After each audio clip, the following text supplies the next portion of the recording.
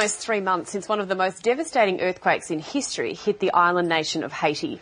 While Haitians and aid groups work to rebuild infrastructure, they're also joining forces to help hundreds of children who've been separated from their families by the disaster. Right. In February, World Vision's Madeline Wilson filed a very special story for The Circle from Haiti, and this morning Madeline joins us on the couch with an update. How are you? I'm good, thank you. And how are you coping being back in Australia?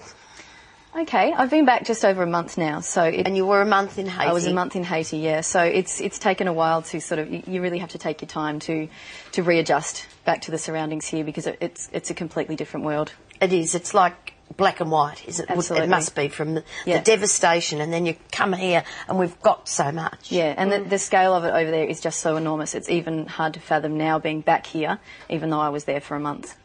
Madeline, 3 months on from the earthquake, what's the most pressing issue back in Haiti? Yeah, there are a number of pressing issues, but one of them is certainly the need for shelter at the moment. So there's still 1.3 million people that have lost their homes, living in displacement camps, and the rainy season is coming up. April and May is traditionally the rainy season in Haiti, so getting tarpaulins out and starting to build transitional shelters is a really critical issue.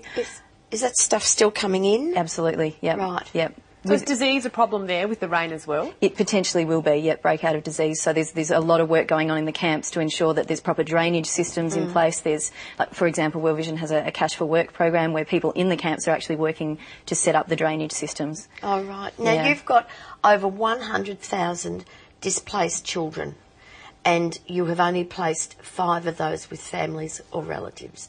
What happens to all those other kids? Yeah, there's just a countless number of children that have either lost family members or are unaccompanied, so that they actually haven't found their family since the quake. So World Vision works with UNICEF and some other agencies to identify these children within camps and even within orphanages, and to start working with them to find out if there might be parents or family that they have left in the communities, and to identify who the family members are and start to try and reunify them with their family. So at the moment there's 700 children that are registered across the agencies and the database that's been set up. World Vision has 25 caseworkers working with 300 children at the moment.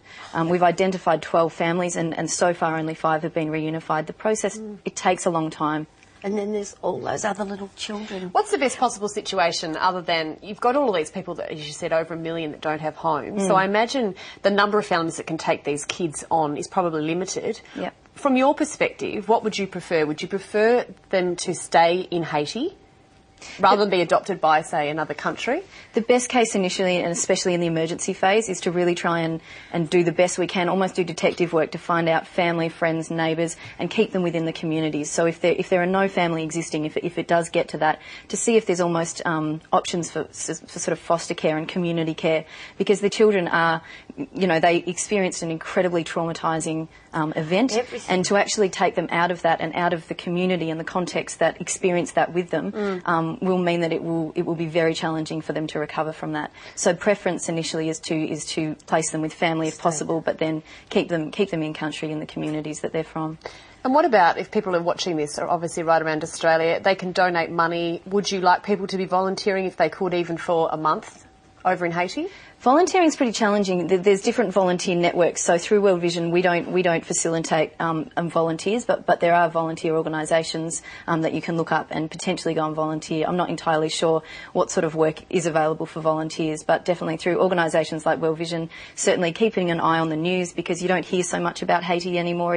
Once the disaster happens, and then first week, and then everything goes away. And we're still accepting donations. We also have preparedness funds, because we've actually used all of our stocks from all of our warehouses globally. So we actually need to pre-position those stocks again and start buying more tarpaulins. So what do you need? What would be the message you'd like to send out? The main message is just for people to not forget the needs of the people in Haiti, because it is incredibly devastating. It's going to take years to rebuild. And also just to continue donating and providing assistance in that way, if possible. But I must say Is it better for money or goods? Money. Certainly money, because we have things warehoused and pre-packaged, ready to go. So it's best, it's a lot less sort of work for us to actually just ship the goods we already have ready and pre-packaged. Yes. Yeah. Will you go back? I would like to go back. I think it's hard it's so intense. For the month that I was there, I was working, 16 to 20-hour days, getting very little sleep. You get sick by the end of it, and it's non-stop, and there's just no way of taking yourself out of that situation. So other staff have come in. We have 40,000 staff internationally, and we've got people trained, ready to go. So what happens now is that while we've had sort of deployed staff, what we'll do is start to actually recruit permanent staff. Yes. I would like to go back at some stage, yeah. Well, Madeline, you're wonderful. You are a remarkable young woman, and we really admire the work you're doing. If you could keep us in the loop, of course, any way we can continue to help and our viewers can continue to help, we have all that information on our website. Please thank gorgeous Madeline for coming in today.